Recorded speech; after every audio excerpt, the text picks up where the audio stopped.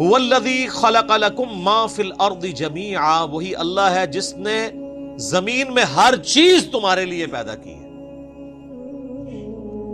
یعنی یہ سب کچھ انسان کے لیے پیدا ہوا ہے. ایک ویسے وہ ضعیف روایت بھی ہے نا المستدرک الحاکم میں نبی الاسلام کے بارے میں کہ اگر میں تجھے نہ پیدا کرتا تو یہ کائنات پیدا نہ کرتا. اصول محدثین پہ روایت صحیح نہیں ہے، لیکن پرنسپلی یہ بات درست ہے کہ زمین و آسمان یہ سب چیزیں اللہ نے انسان کے لیے پیدا کی ایز اے اسپیشیز. سورہ ہود میں بھی آتا ہے، اور اس لیے کہ لیبلوکم ایکم احسن عملا. سورۃ الملک میں بھی آتا ہے تاکہ تمہیں آزمایا جائے کہ کون تم میں سے اچھے اعمال کرتا ہے. تو یہاں پہ بھی اللہ تعالیٰ ہمارا ہے کہ ہم نے جتنا کچھ زمین میں سب کچھ انسان کے لیے پیدا کیا. اور دیکھیں سر، ہر چیز انسانیت کی خدمت میں لگی ہوئی ہے. آپ کسی چیز کا ذکر کریں، ہم آپ کو سائنٹیفکلی پروف کریں گے کہ وہ انسان کی خدمت میں ہے. سورج انسان کی خدمت میں ہے.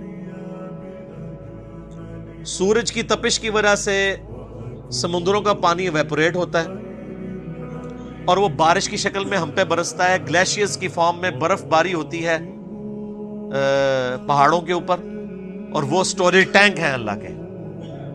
ورنہ سمندر سے اگر آپ کو یہاں پانی لانا پڑے 1000 کلومیٹر دور تو مصیبت نہ بن جائے. تو وہ فری میں وہاں سے پانی پہنچ رہا ہے شمالی علاقوں میں، وہاں پہ گلیشیئرز، اور پھر اسی سورج کی تپش سے وہ گلیشیئر پگھلتے بھی ہیں. اگر آپ کو گلیشیئر پگھلانے پڑ جائیں تو کتنی انرجی چاہیے. آپ کے تو گھر کی گیس نہیں روٹی پکانے کے لیے پوری ہو رہی، ان گلیشیئرز کو کون پگھلا سکتا ہے؟ اور پھر وہ جب گلیشیئرز پگھلتے ہیں تو زمین کے اوپر بھی دریا چلتے ہیں اور زمین کے نیچے بھی سوتوں میں دریا چلتے ہیں. سینکڑوں تربیلا ڈیم کے برابر تو پنجاب صرف زمین سے پانی نکال رہا ہے، وہ اللہ کے بنائے ہوئے ڈیم ہے. اچھا، پھر اس پانی کے ذریعے فصلیں اگ رہی ہیں. فصلیں نہ اگیں جانور نہیں کھا سکتے، ہم نہیں کھا سکتے، نہ جانور زندہ رہ سکتے ہیں، نہ ہم زندہ رہ سکتے ہیں اگر پانی نہ ہو اور اگر سورج نہ ہو. دنیا میں ہواؤں کا چلنا، موسموں کا بدلنا، ہر چیز ڈیپینڈنٹ ہے سورج پہ. صرف سورج ختم ہو جائے نا، خود بخود ساری زندگی روئے ارض سے ختم ہو جائے گی، کیونکہ پودے اپنی خوراک ہی نہیں تیار کر سکیں گے. جب پودے مر جائیں گے جانور بھی مر جائیں گے، تو انسان کیا کھائے گا؟ مٹی کھا کے زندہ رہ سکتا ہے؟ ختم. تو اللہ تمہارے زمین میں ہر چیز میں نے تمہارے لیے پیدا کی ہے، اور اس میں امپلائڈ ہے کہ تمہیں اپنے لیے پیدا کی ہے.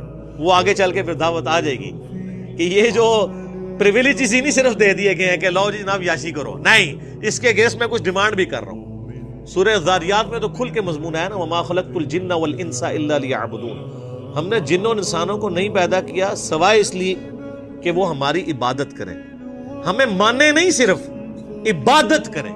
اور عبادت کا مطلب ہے اللہ کو ماننا اور اللہ کی ماننا، ٹوٹل اوبیڈینس.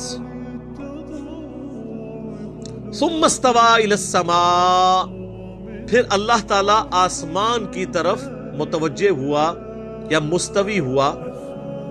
فسواہن 7 سماوات، اور پھر آسمانوں کو 7 آسمان بنا دیا. وَهُوَ بِكُلِّ شَيْءٍ عَلِيمٌ، اور وہ ہر چیز کو اپنے علم کے ذریعے گھیرے ہوئے ہیں. اب یہ پورا بریک اپ پھر آگے جا کے سورہ ہود میں، سورہ حامیم سجدہ میں آئے گا کہ 6 دنوں میں اللہ تعالیٰ نے جو ہے وہ زمین و آسمان کو پیدا فرمایا اور جتنے ریسورسز رکھے. اس کے اوپر میرا ایک کلپ بھی ریکارڈڈ ہے، یوٹیوب پہ اپلوڈڈ، آپ دیکھ سکتے ہیں. آج میں اس بحث میں نہیں پڑھوں گا.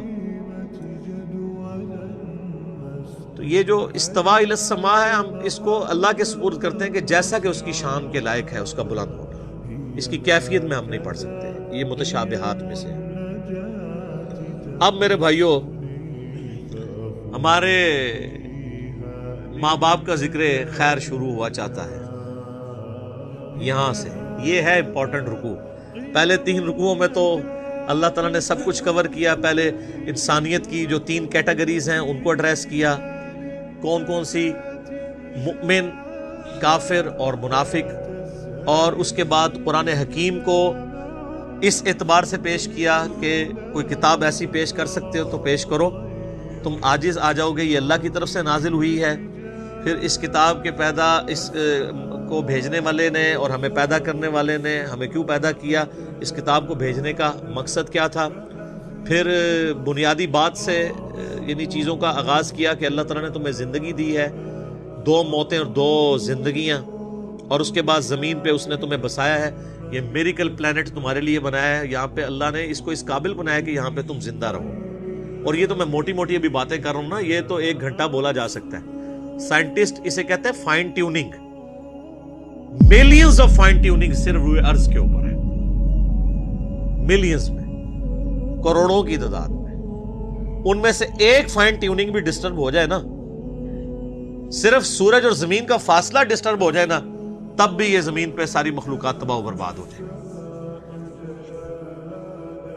یا بہت سردی ہو جائے گی یا بہت گرمی ہو جائے گی، دونوں شکل میں یہاں پہ کوئی نہیں زندہ چیز رہ سکتی. پھر یہاں پہ پانی کی فزیکل پراپرٹیز، ہر پراپرٹی ایک فائن ٹیوننگ ہے. کیمیکل پراپرٹیز، فضا کے اندر آکسیجن اور نائٹروجن کی جو مقدار ہے، پھر آکسیجن کی اپنی پراپرٹیز. صرف آکسیجن ہی آپ ختم کر دیں سب کچھ ختم.